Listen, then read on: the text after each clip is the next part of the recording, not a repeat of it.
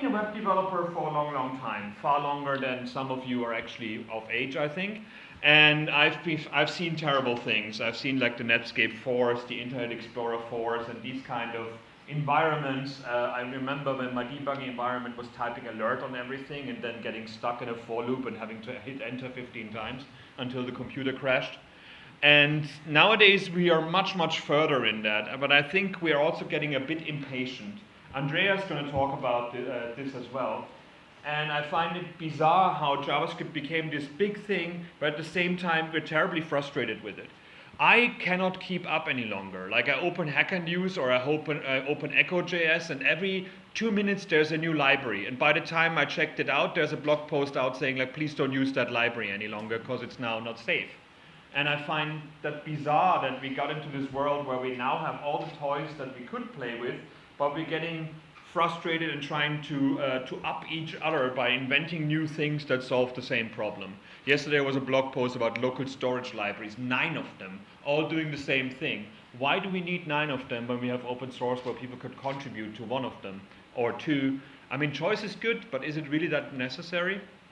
So I'm CodePoet on Twitter, so if you need anything from me, if you're getting annoyed by something I say, please tell me about it as well. If you like something I say, please tell me about it and my boss. JavaScript is amazing. Every time I try it out, I get super excited about it because it was the thing that I could use offline on the computer without the internet. I know there was a time when internet wasn't available. I know most people don't know that any longer, but it was like dial-up times and things, and I wanted to do interactive things in the browser, and I didn't have to use a server or a local host, and I could do it with JavaScript. JavaScript is an incredibly versatile language. It's not a beautiful language, but it's very versatile. It can morph into different things. You can make a variable, a number, a string, an elephant, a duck, a waterfall, whatever you want to, and that scares people that come from other languages. It's available web-wide and across many platforms. It's like when people have a browser, they probably have JavaScript, and that's a good thing. It's toolset independent. You don't have to download Borland C Builder to start writing JavaScript. You need a text editor. I used the edit.bat on a DOS computer for my first JavaScript stuff. Okay, it was kind of weird, but it was the only thing I had. And it's forgiving and inviting. It's like making mistakes is not possible because there is a syntax error, but like not using a semicolon or using a semicolon still works. To me, that was always a bit of a quality issue, but it's good to get people started without like, oh, this doesn't work, this doesn't work, this doesn't work. And you can use JavaScript for all kind of stuff, in browsers on the web, on the server, in applications, to access services, as a data format, JSON, on hardware, and your turn, surprise me, do something with JavaScript I haven't seen before. I've seen quadcopters, I've seen robots, so that has been done, maybe something that people haven't thought of before. And our development environment is so incredible these days. I mean, I'm using a Mac, I'm using a Linux machine, I'm using a Windows machine, and everywhere I've got the tools directly in the browser. The developer tools come with the browser nowadays, and that's not only seeing like, where does my CSS come from, where's the JavaScript console, error console, there's like tools in there for performance, there's tools in there to see which of your CSS has been used and which one hasn't been used. There's a whole command line, for example, in Firefox where I can control the developer tools with commands. A few of my friends are blind, and they love that because blind developers, they love that because they can control the developer tools without saying, click on this, because they can't click on that because they don't know where it is on the screen. We can debug across devices and even convert HTML to native apps for closed systems. Manifold.js, Roll-on.js are 2 things that Microsoft just released, and my colleague is going to speak about that later. We had PhoneGap for a while. So even the closed environments are available to us with JavaScript these days, and that was not in the beginning. Editors have linting, build integration, and some are even written in JavaScript and run in the browser, like Cloud9 IDE, on these kind of editors that you can just, when you're on the client side in an office, and they have these machines that you cannot install anything on, you can go online and just use an editor there. And that's incredible when you think about it. And it's also one of the worst things ever to have to write. If any of your bosses ever ask you to write an editor in the browser, just run. Or use something that's already there. We share code on GitHub and help debug problems using JSFiddle, JSBin, and others. I don't know there's like 10,000 of them by now. But I think it's great that we have those. I remember in the, back in the days, there was a mailing list of like, I have a JavaScript problem. How would you describe it? And then you have language barriers and people describe it wrongly and people can't replicate it. Nowadays you go to JS Fiddle, make a use case and say like, guys, what do you think? How can we fix that? On JS Bin as well. And you can help people by coding collaboratively, sometimes live. JS Bin, for example, now has a casting thing. So while I'm coding, people can go on the web and see me coding. That's pretty cool. And there's like see me code thing as well. People start doing that on video. We share a lot on the internet with JavaScript, and that's pretty cool. And it's in super high demand. When you do a Google Trends for undefined is not a function, then you will realize that people started finding JavaScript at about 2014, a lot of them. Because they came from other languages and like, why is that error message there? And it's good that we have error messages like that. I remember when Internet Explorer 6 gave me undefined is not defined. You're like, yeah, by definition, you know, that's like not really helping. And we're going full speed on innovation. Like instead of just being excited about what we have already and doing cool things on the web, we have to push that further, we have to do new things. The componentized web is a thing. I used to work on Yahoo and the Yahoo front page, and there we had the problem that every department of Yahoo wanted to have a part of the front page that is independent of the rest. So the main style sheet of the page shouldn't bleed in because Yahoo Finance had a different look and feel, Yahoo Sports had a different look and feel. So we had to do that with iframes.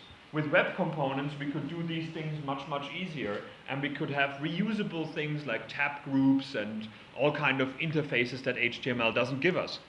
The Extensible Web Manifesto, and I'm going to come back to that in a second, is an interesting one as well. WebGL allows us to do 3D stuff on the, in the browser, very good for gaming, very good for visualizations, also good for me as a JavaScript developer because WebGL gave us indexed arrays. So I have now arrays that are hardware accelerated. Without WebGL, we wouldn't have had that.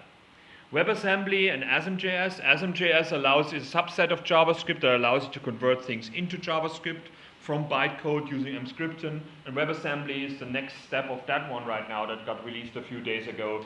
Brandon Ike has a really good blog post on that. And it's interesting because I used to write assembler and I'm not really missing it, but nowadays people are saying like, ooh, we got to go back to this hardcore level. The problem with that is that you also become dependent on the processor, which is not necessarily what everybody wants to go for, but I think we find a solution for that.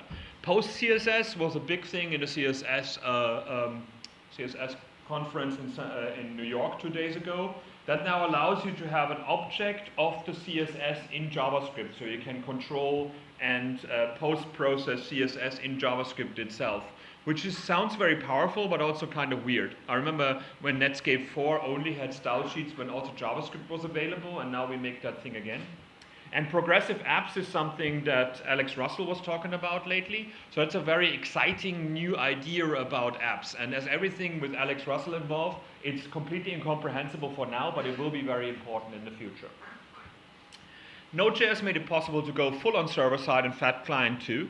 So we have package managers, NPM, we've got task runners, linters, integration in editors, live reload and watching, unit testing libraries, and so on and so forth. And the flexibility of JavaScript makes all of that possible. That is the cool thing about it. Out of a sudden, we can cover the full stack of web development, server-side, client-side, and we can write applications in JavaScript. No other language allows us to do that. Python doesn't work on the client. Java should not work on the client and doesn't anymore because we stopped that. But it's interesting that we have this now. With Flash, we had something similar before, Flash and Flex, but that was dependent on the plugin and was kind of not as distributed as the JavaScript is. So we go further with that. Like the Extensible Web Manifesto is a lot of words that basically mean one thing. The idea is good. Today, most new features require months and years of standardization, followed by careful implementation by browser vendors, only then followed by developer feedback and iteration. So the people behind the manifesto said developers should have a say much, much earlier in what the next step of evolution of the web is going to be. We prefer to enable feature development in iteration in JavaScript, followed by implementation in browsers and standardization. So as we know JavaScript, we should be allowed to extend browsers and extend the web, instead of waiting for a W3C standard to actually give us the things that we need, and then it isn't the thing that we wanted.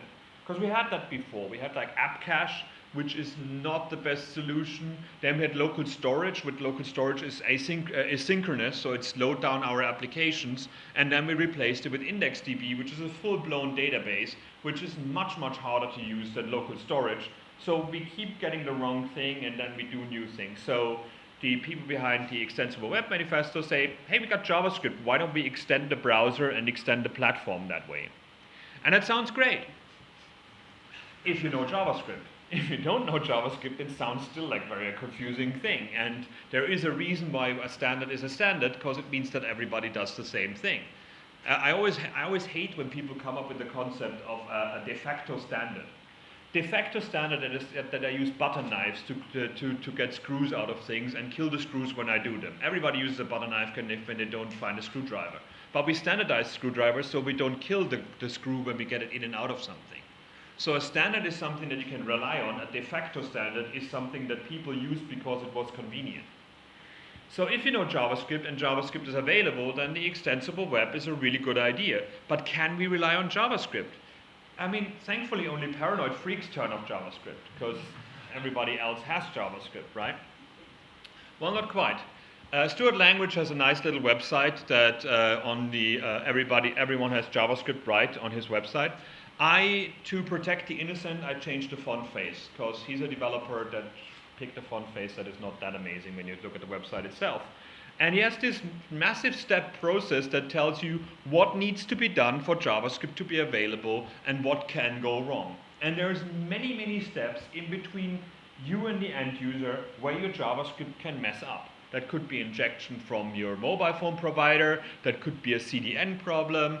All kinds of things can go wrong on the way from you to JavaScript happiness. And that's a problem. Because the web isn't defined by technological availability. Like at the Olympics, Tim Berners-Lee typed this one into a closed system to show how good the web is. And he said that the web is for everyone. Independent of location, independent of technological environment, of ability, and of whatever else. Like, it's a distributed system that anybody who has something that understands HTTP can be part of. So we cannot just say our users need JavaScript for our to see our things, which is a problem for a lot of people. JavaScript allows you to write code that is executed on your users' computers. And that's a good thing, because you benefit from the computing power of our end users. So we have these phones in our pockets of like 4 processors and 20 video cards or whatever by now, and we hardly use these things. And even websites, I think we should do more of that. We should store more on these machines and not hammer our server with everything that we want to have. You avoid latency by that, because you don't have to server round trip. And you can store content without having to know about it. If I do something in an encrypted local storage, it's up to the end user to lose their phone and I don't know about it. I don't want to have the security problems of our end users. It should be only they have that stuff. I don't want to know about it, because then I could index it, I could be tempted to do stuff with it. It's also bad because you have no control over what the visitor uses to access your product. It could be a Spectrum or a Commodore 64. They are now HTTP enabled. Many things can go wrong, and in many cases you are unable to replicate them. I mean, we all got these bug reports, looks wrong. And you're like, okay, what's your computer? You're like, where would I even get one of those things? I can't see what's going on here. And you have no access to the machine to install software as needed. Because on a server, if something goes wrong, yeah, I install a new package and I make it work. I do an upgrade to a package and I make it work. With the end user, I can't send them a file like, please install this. That doesn't work, and that's why Flash and others had that problem, that people did not upgrade that one either. JavaScript is technically not a great language for the web. And the problem with it is that it's not a default tolerant.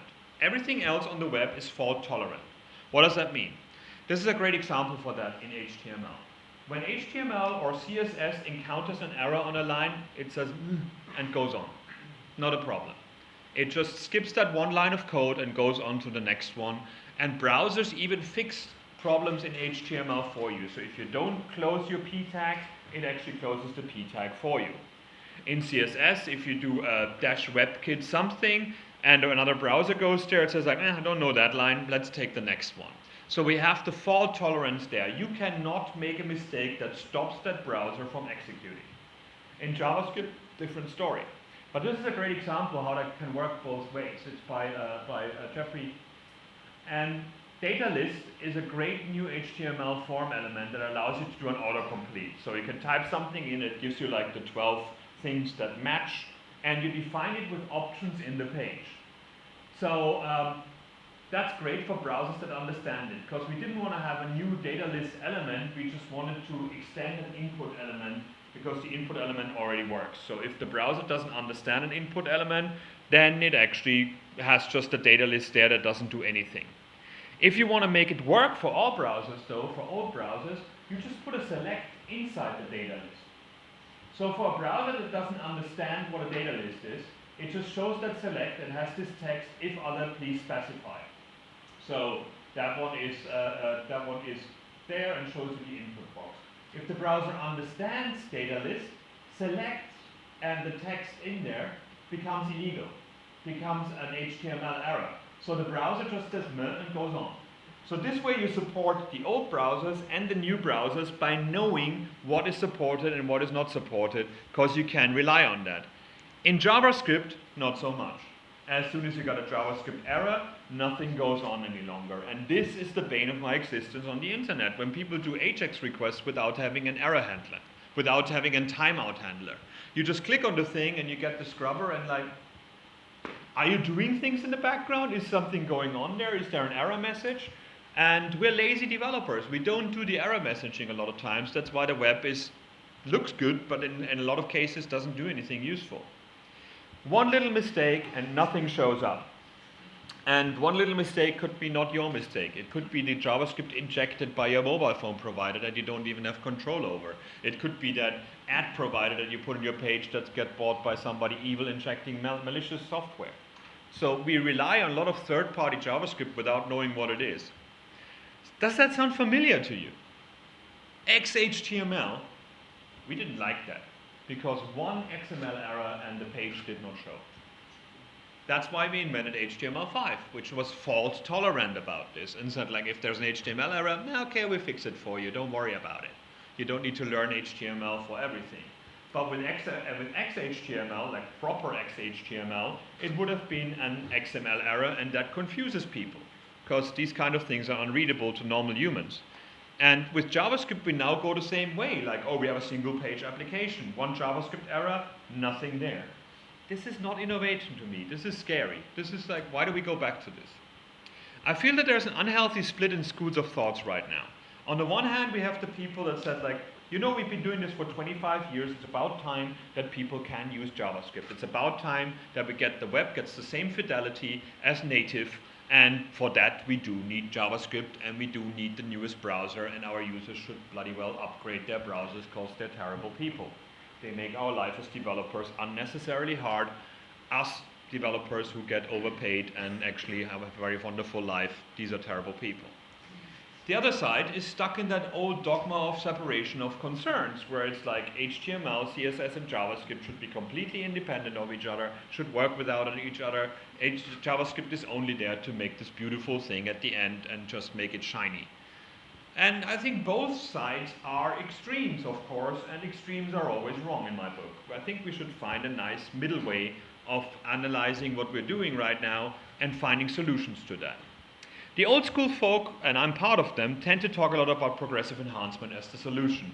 My main example of that is escalators. When an escalator breaks down, it becomes a set of stairs. It cannot break down. It just becomes less convenient. You have another way of getting up to another level. You have to just walk up rather than roll up. And this is how you build good applications as well. If there is a way to do it, and then a simpler way, when the better your technology is, that's the right way to approach that. And I think that's the web is the only environment where you can do that. You cannot do that in a native environment. You have to assume that things are there. But on the web, you can say, okay, you have no JavaScript, there's a JavaScript error on the Google page, you still get a search box and you can send it off and it just reloads the page and gives you search results. When you have JavaScript enabled, you get all the goodiness of like auto-completing while typing in, seeing the results without reloading the whole page, and all the beautiful bits and bobs. So escalators work every single time. Lifts, on the other hand, when you go in there and it doesn't work, you just press buttons and nothing happens. So that is not a good experience. My favorite is Heathrow. When you go to Heathrow and there's these massive illuminated buttons that don't do anything. You always see tourists going in there and pressing the things and like, because you're like, they're just there to tell people you're in control, you're not in a metal cage that might fall down a few things and you die. You're in control, you have a button to click. Capability testing means you never deliver broken experiences, and that just is as simple as saying like, if thing, then thing, do thing. It's like jumping into the river after checking that it's deep enough and there's no crocodiles in there. Probably a good idea. But of course this can get tedious if you have to check for every single thing.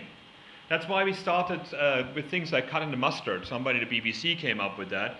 Said like, if query selector, local storage, and event listener are available, then we got a modern browser. Let's load the rest of the JavaScript functionality, which of course assumes that your other thing works without that. But that's a good idea. That means we're building for the now and for the future and not for the past. If you put a polyfill in to make everything works in IE6, that's not a good solution for anybody. Jake Archibald even got further when he said like visibility state in document, then don't do anything, and that one cuts out Internet Explorer less than 10 and Android WebKit. And Android WebKit is of course the new Internet Explorer 6 to me, because you never know what that thing is. Every provider has a different one. Every Samsung has a different one, HTC has a different one. PPK gave a great talk about this, about Chromia and different Chrome versions on different browser operating systems. And once you have that baseline, you can extend it. You can say visibility state and service worker, and then I actually have my app that works. Service worker, of course, being the really cool new thing about offline applications and being a whole HTTP stack in JavaScript. You basically write a router in JavaScript, which is really nice, but not supported across all browsers and not even supported fully in Chrome yet. The other side of that argument says that we build apps and not websites. This whole separation of concerns is about like Internet Explorer websites. We don't need that stuff anymore. We build apps. And they don't even have any HTML that could be enhanced, like the body. The empty body element is all that is in the HTML. The rest is magical JavaScript and 10 libraries, and then you have 60 frames per second. It works, but I think it's kind of scary that you don't have anything. We give a lot away by not having HTML in there, because accessibility-wise, there's a lot of things that HTML gives us, and also performance-wise. Twitter went everything client-side, and then it went back to server-side rendering because it realized actually it makes sense to do a lot on the server, because then you can do all the caching that you want. It isn't about apps versus websites, and I've been working on Firefox OS and HTML5 applications for the last 2 years. To me, apps are a form factor of consumable software. It's a business model if you think about it. You cannot make a website, say like, okay, if you pay more, you get the second version of the website. That doesn't work. But making an app a consumable and making an app outdated is possible. So you need the better version? Well, you gotta buy the full version of the application. That reminds me of times where we had like testware and shareware and full versions on floppy disks and CD-ROMs. They're optimized for use case and work without web access. So an application should do the thing on my phone when I'm on a train or I'm on a plane and I can use it. And the only ones that do that right is games at the moment. If you go to the tube, you only see people playing games. You don't see people using their phone for anything useful. On laptops, they use Outlook and stuff like that, which work offline. It's interesting that we haven't gone there yet. They use the hardware they run to the full extent. That's what an application does. It's optimized for the hardware that it is on at that moment. That's why we got different Mac, that we got different PC, that we got different apps for every platform. And that, of course, is a problem if JavaScript is not allowed to access the cool things of the hardware. And everything else is a pale copy of an app. Again, Jake Archibald said that the other day about difference between web apps and sites. If it ever shows this, then you are not an app. And I think that's a bold statement, but it makes total sense. An app should work offline, otherwise why should I go through the pains of installing the thing? And I'm getting very annoyed with Android right now that every 2 days, 50 of my apps need upgrading. I might as well use the web then. Like, why do I need to download that much data on a traffic plan that I might have to pay for? Fact is that we as developers live in a very different world to our end users. Look around you, look what people are using, what kind of office computers you see, what kind of phones you see people using. And we're just very excited if a phone comes out like, oh my god, I'm not an Android M yet, although it's out for like developers for 3 weeks. What's going on here? I should be at the newest, coolest thing there. Our end users, the people that we build stuff for, are in a different environment.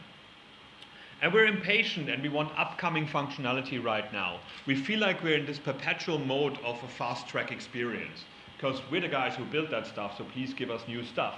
And sadly enough, a lot of stuff that we get very excited about vanishes really quickly without end users ever seeing it. Web intents, other things that basically get shut down after we used it for the first time.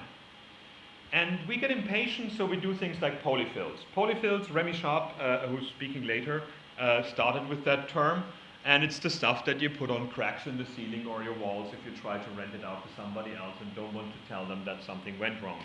And we do the same with JavaScript. We put things in that are not in browsers yet and do it in JavaScript so we have that functionality. It comes with good and bad, of course. The polyfill, we don't wait for browser support or standards body agreement. We can now use the thing and it works. That's good. We fix browser inconsistencies during the adoption period, like when we did local storage and we did IndexedDB, then we had a system that said, okay, I use IndexedDB for you, I use WebSQL for you, I use local storage for you, I use a cookie cluster for you, or whatever Dojo did back then, a lot of interesting things. And we allow developers to concentrate on the solutions rather than the tech that enables them. Because that's what we want. We want to use local storage, we want to do clever things with it. We want to tell the user that his stuff is now available offline. We want to build the interfaces that not work on how it's actually done. They're also bad because we tend to become dependent on them. If they work, why do we bother fixing it? Why do we bother going into the browser and browser makers? Browser makers only implement things that developers tell them they want. We're busy. We've got a backlog of bugs that we have to go through. So every new thing that comes in, we need to hear from you. We need to hear from you not that you want it, but why you want it as well. It's almost a meme in the W3C that like, where's your use case? But I think it's a very important question to ask because a lot of times we see a talk like this, we see some new functionality. I want that now. Chrome has it. Why doesn't Firefox have it? Why doesn't Internet Explorer have it? And it's a experimental, not even finished thing. And the question is like, why do you want it? Just because you heard about it right now? Or do you have a problem in your application, in your end user's product that really needs that functionality? And if we don't get these questions and we don't put them in our browsers, people become dependent on the polyfill because it already works. And the problem with polyfills is that they give performance-hungry functionality to outdated environments. JavaScript animation is my favorite about that. When you do like CSS animation and for Internet Explorer 8, we put this library in and then it works. Well, you just added about 2 days to your testing environment because you have to test in Internet Explorer 8 and you have to make it work nicely in Internet Explorer 8 as well. Animation doesn't make any sense if it's jiggly and horrible. It just slows down your end user's experience. So the better option would probably be to give Internet Explorer 8 no animation and give animation to those browsers who can do it and can do it beautifully. They tend to stay in non-maintained projects and add to the landfill of unnecessary JS. A lot of polyfills you can see out there, because polyfills have to keep up with the changes in the standards as well. They're there to be the magic between us and the thing that we want. So if the thing that we want changes, the polyfill has to change as well, and we have to upgrade the polyfill. But we got promised that everything works just by using the thing, so we don't want to upgrade the polyfill. And the amount of JavaScript we have on the web that is not maintained and unnecessary by now is painful. Because in essence, a polyfill is a temporary thing. It should go away. But it doesn't go away because you're already on the next project and you leave the polyfill on that one. Not everything can be solved by a polyfill. I'm writing a blog post about this right now. Template. The template element is this wonderful platypus of the internet. Because template content inside a template element is inert content. It should not be loaded, it should not be parsed, it should not be done with it. That's why we use script elements with a type of template, because that was the browser did back then. You cannot polyfill that because by definition a polyfill already needs to have content that is not inert. So we build something into HTML that's dependent on JavaScript and we can't even polyfill it because it would still have the problem that it's content that has been loaded. So the template element is an interesting one. The second side of Impatience is libraries and frameworks. Of course, polyfills are there to give functionality, but in essence, we just keep telling new developers, this is too hard, just use a library. And we breed all these developers that say, just use jQuery for every question that people have on Stack Overflow. Yes, it makes it work, but no, you did not deliver any code. You delivered magic. You did not know what you were doing there. You just put something together and you called it yours. And what if jQuery starts misbehaving, starts becoming slow, starts becoming an overhead? That's the only thing you knew. I had job interviews, people coming in at Mozilla when I worked there, and they had to work on Firefox. And yeah, I'm a JavaScript developer, and they only knew jQuery. Did they think Firefox was written in jQuery? It's just bizarre that we become dependent on these things. And making heavy bets on availability and usefulness of these things might be a danger. I used to work on the YUI, on the Yahoo User Interface Library, still to me one of the best architected and cleverest library out there, because we had to use it on the biggest website on the planet at that time, which was Yahoo. And now it's not maintained anymore, but we give it to the community to maintain it, which I call farm sourcing. It's going to be on the farm with the other libraries, and it gets fed only nice things, and don't worry about it, it's not going to die. Yes, it is dead. Sorry. Giving to the community means like you don't care anymore as a company. And that might happen to all these libraries out there. React.js is a really cool thing right now. Polymer is a really cool thing. Dart is a really cool thing. Companies make bets on these bits and bobs, and then they get rid of them. And you stand there as a developer. Why is number 2 different to number 1 and not compatible with each other? Where's the magic gone that told me that everything works? Sign of impatience number 3, transpilers. Transpilers allow you to write the next version of a language now. This is things like Sass, this is things like post-CSS, this is, well, it's not really a transpiler, but it's the same idea. You do something, you write something in the next version of JavaScript, and again, Andrea's going to talk about that in a second, and it gets converted to current code that works in every browser. So you can use the code of tomorrow today, which is wonderful, but it also comes with problems, because it generates old school code. So you actually give up the benefit of the functionality. There's a reason why ES6 and ES 2015 has the new features that it has. And it's not syntax. It's not about you writing code. It's also about performance of the code in the browser. Now, if you use a transpiler, the browser never gets this code because it always gets converted to an ES5 old JavaScript. So that is a very, very big problem right now, that we get too fast in trying to implement it. We want to get used to writing the language, but the browsers don't support it yet. So what if the browsers support it? Do I take the transpiler out? Transpilers have to be clever enough to understand that the browser is using something. But transpilers don't work on runtime. They work on before it actually goes to the browser. So we have this conundrum of writing modern code that never gets to the modern engine because you convert it to the old engine for everybody. The web use case of JavaScript is very much in a state of confusion, and that's a problem that we have right now. Mostly because we fail to learn from mistakes of the past. Now, I'm working on the Edge team right now, which is meaning we remove the largest stumbling block of the web. Internet Explorer has to die. Now, not all of it. There's use cases where you have to use Internet Explorer still, like all the internal websites of Microsoft. But there's ways to do that.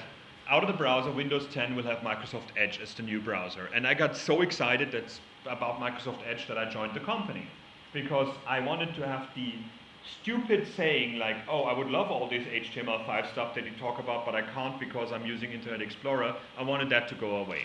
And now we have a browser that does a lot of cool things. Because deleting old and unnecessary code feels terribly good. We love deleting old code. Cleaning up, what if your boss came up to you and said, like, you know what, next week, go through all your old code and remove all the stuff that you're not proud of anymore. Well, wonderful, wouldn't it? But we never get this, which is like, oh, build the next thing, that thing works, don't worry about it. The client doesn't understand it, but that's fine because then we can charge him more for fixing it.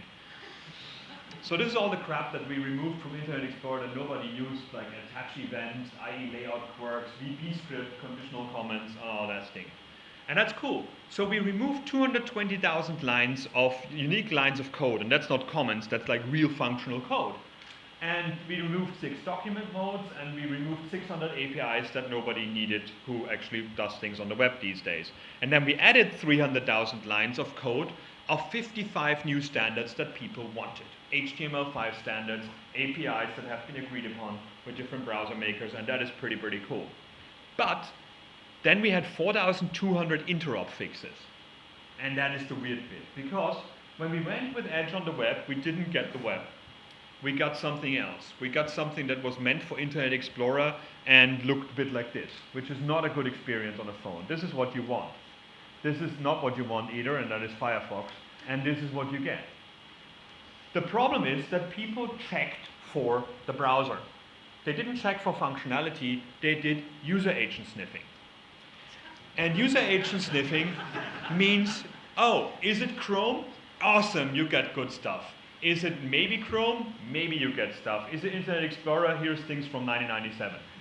And we cannot release a browser to end users when the web looks like something that came out of eBaum's world or something like that, which we just couldn't do that. So we had to test the browser by faking the user agent and saying it's Chrome. And then we started surfing the web. And that's how we found 4,200 things we had to fix that are broken in Safari, Safari Mobile, and Chrome, that are not according to the specification, according to HTML5. Because browser makers make mistakes, and end users want to have stuff that looks the same in every browser, the worst thing you can ask for somebody. And so we actually had to fix all these things, put lots of bugs in our beautiful new code, because that's used on the web, and that's called pragmatic development on the web right now. This is user agent strings. They do things like trying to find out if they're Netscape, if they're Phoenix, or if they're Conqueror, and they're getting bigger with every browser that comes out. We found this wonderful check, somebody saying like, let's detect if the user is on a mobile. How do you do that? I would say a button, are you on a mobile, yes or no? That's the only way to do it, really. But they used JavaScript for that, and that was the test that they had in their user agent string. So if you want to write that down, I can give you a second. The fun thing is, on a Windows phone, it says I'm not on a phone. So I don't know what the hell all of that is, but it's just wonderful, and it scares me that people write this kind of code or add to that kind of code over time. As a developer, I should feel dirty. I should go, no, I'm not going to do that. But this is life. Somebody is using that. So releasing a standard compliance browser in 2015 wasn't enough, because we repeated the same mistakes we did with IE6. We check for browsers and we block others. This needs 800 by 600 pixels and in Internet Explorer 5.5. Otherwise, you cannot use my website. We practice code that works rather than is correct. Another interesting thing was UTF-8 for the font, for the text encoding. UTF-8 needs a dash in it, UTF-8. And when we encountered websites that had UTF-8 without the dash in Edge, it actually didn't render it as UTF-8, so it had all these like funny characters around things.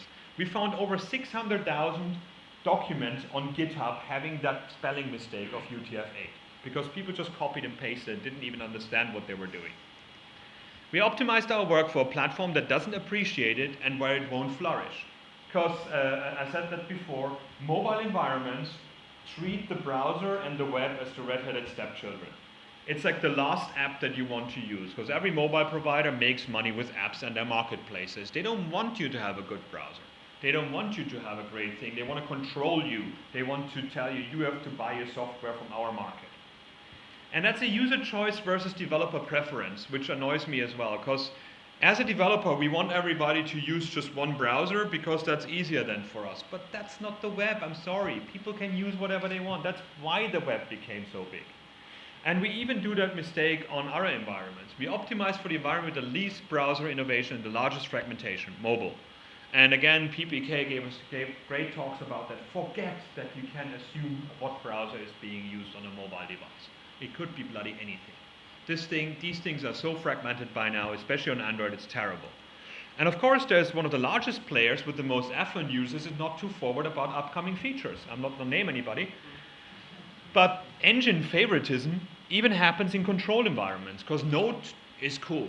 I have control. It's like having a PHP server. If I needed something new in PHP, I just put a new package in there, or Peckle in Perl. I just controlled the environment. And the other day I came across this thing on GitHub called Chakra Nerb. The JavaScript engine of Edge is called Chakra.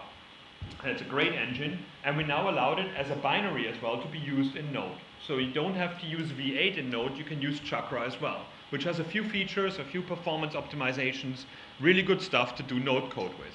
Now this thing that I found is a thing to prevent the code of Node.js to run in Chakra. So it says like, no, I don't want to have Chakra, I only want to have V8.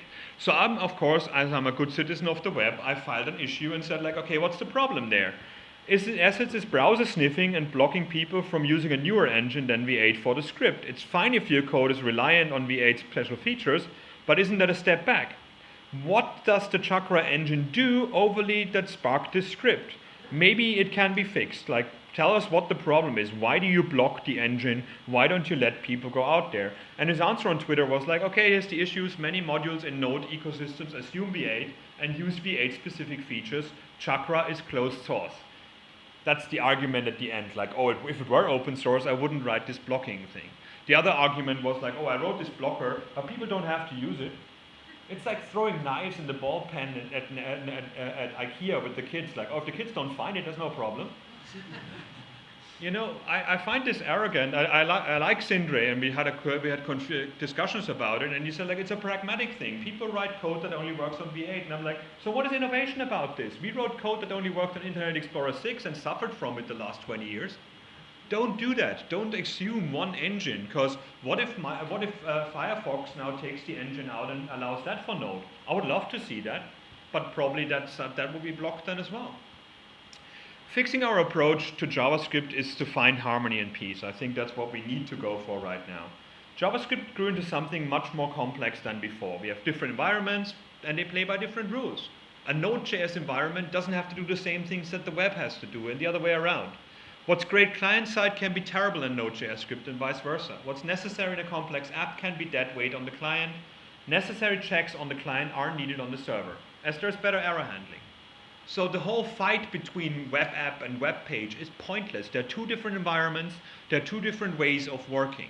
So if you want to reap the rewards of one and, inside the other, you do a hybrid approach, but you don't say that one is broken and the other one is not. Whilst we can fix things, we shouldn't add on piles of DUCT-TAPE. Browser differences will always be a thing. The browsers will never be the same. They have standards that they support, so concentrate on those standards and not on the cool features that is only in one browser. Some functionality should only be available for high-end devices and browsers. There's no need to pester old and slow hardware and software. That's fine. Don't give new stuff to old browsers. If people don't know about it, they're not going to miss it. That's totally okay. Don't give beautiful interfaces to Internet Explorer 6 users. It would just confuse them. Nobody reads the don't use in production messages. Like everything that gets released, that the Win's Hacker News of the day has this little thing saying in there, this is not ready for production. This is an alpha or a pre-alpha or a beta. Nobody reads this. People use that stuff and rely on it. And we just add to the crap of the web by using it in there. It's like the, yes, I read the terms and conditions before you install something. Nobody does that.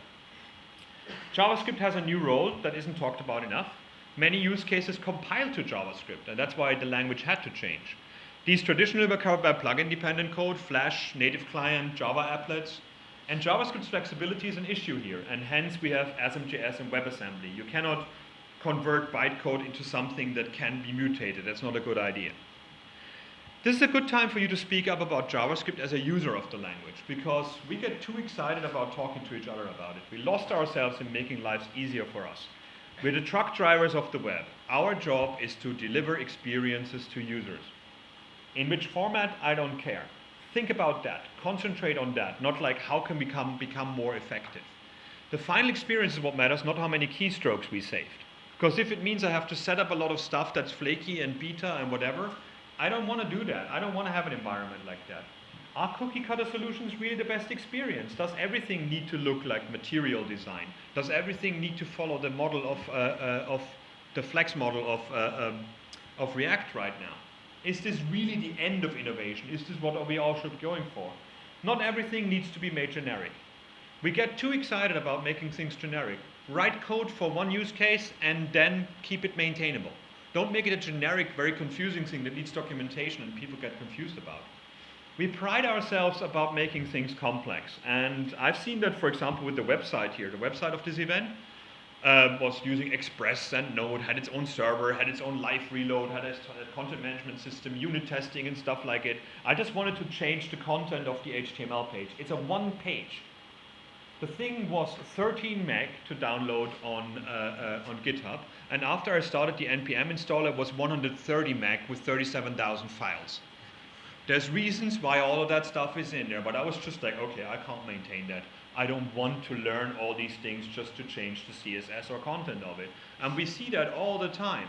It's not helping us to build very fragmented, very, very exciting JavaScript environments if we forget about the end user at the end of that. The pendulum is swinging back. Native is trying to emulate the benefits of the web. We've got indexable apps right now, updates outside the marketplace. So the stuff that we already do, the native environments are trying to do right now.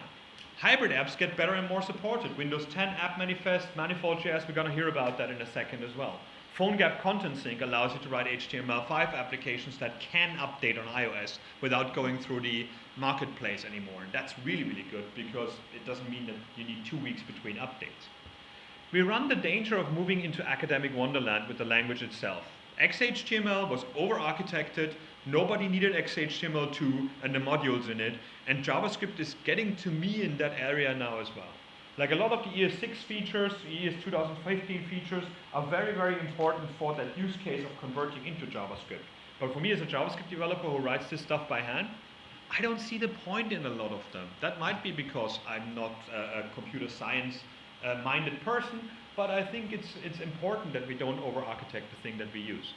So let's consider that different use cases need different approaches, because you have to use didn't get us where we are now. It works, it's there, play with it. So please play with JavaScript rather than like forcing your environment onto other users. And that's all we got time for, so thank you very much.